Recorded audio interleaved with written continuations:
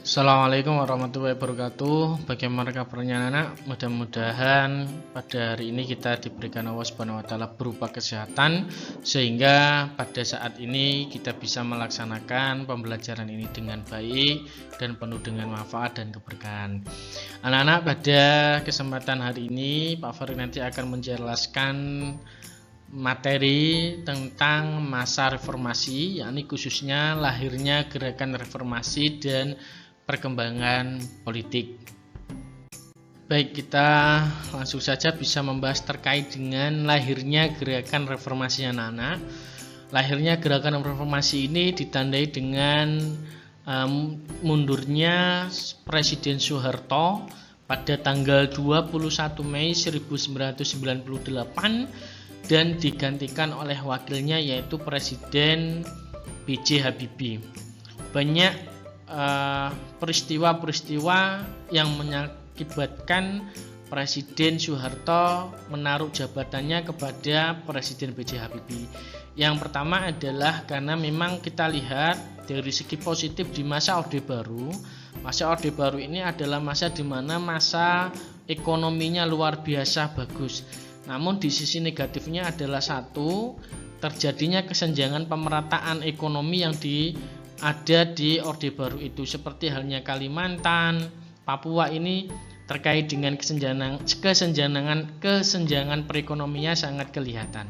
Yang kedua, yakni di masa Orde Baru ini terjadi KKN, korupsi, kolusi dan nepotisme.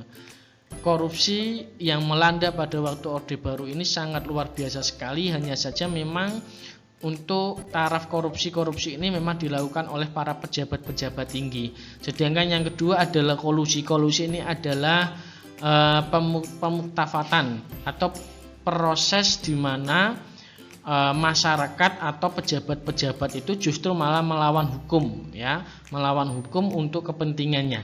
Sedangkan yang nepotisme ini adalah mereka penyelenggaraan dalam artian di sini mereka bisa merekrut keluarganya, bisa dijadikan sebagai pegawai pemerintahan, ya, tetapi tidak profesional. Ini adalah salah satu yang terjadi pada saat proses di masa Orde Baru ini, anak-anak.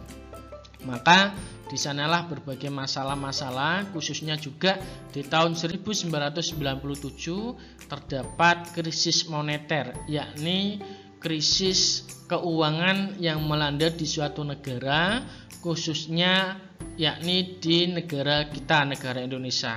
Ini menyebabkan ketidakstabilan terkait dengan keuangan negara kita. Ini hal-hal yang menyebabkan kenapa adanya gerakan reformasi, karena menginginkan adanya proses transparansi terkait dengan tidak boleh adanya KKN dan sebagainya. Dan di dalam gerakan reformasi ini ada 6 agenda tuntutan yang dilakukan oleh masyarakat dan mahasiswa pada waktu itu, karena mereka sangat luar biasa. Mereka menginginkan pengunduran diri dari presiden, sehingga mereka melakukan unjuk rasa yang begitu luas, begitu banyak, ya, dan mereka menduduki gedung-gedung dewan MPR maupun DPR. Adapun 6 agenda itu, yang pertama adalah penegakan supremasi hukum, yakni penegakan hukum secara seadil-adilnya. Mereka tidak menginginkan adanya ketidakadilan dalam proses hukum.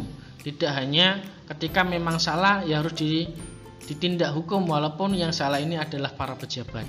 Yang kedua adalah pemberantasan KKN, ya, yang ini terkait dengan korupsi, kolusi dan nepotisme tadi itu. Banyaknya orang korupsi, banyaknya kolusi yang dilakukan, banyaknya pemerintahan atau pejabat-pejabat yang justru malah menendang atau menabrak hukumnya sendiri. Dan nepotisme ini adalah banyaknya pejabat-pejabat yang menarik, banyaknya para pejabat yang menarik keluarganya untuk dijadikan sebagai pejabat-pejabat strategis tanpa memperhatikan profesionalitas dan sebagainya. Ini yang menyebabkan 6 agenda tuntutan ini. Salah satunya adalah diberantasnya KKN. Yang ketiga adalah pengadilan Presiden Soeharto dan kroni-kroninya. Ini karena memang pada saat itu adanya ketidakadilan sehingga mereka menginginkan adanya pengadilan kepada presiden dan kroni-kroni tersebut. Yang kedua adalah amandemen konstitusi, adanya ketegakan kembali terkait dengan peraturan-peraturan perundang-undangan. Yang kelima adalah pencabutan dwi fungsi ABRI, yakni pencabutan dua fungsi yang dilakukan oleh Angkatan Bersenjata Republik Indonesia. Jadi ABRI ini pada waktu masa Orde Baru mempunyai dua fungsi. Yang pertama adalah sebagai pengamanan negara, yang kedua adalah mereka bisa masuk di pemerintahan-pemerintahan, mereka bisa masuk menjadi DPR, mereka bisa masuk menjadi wali kota, gubernur dan sebagainya.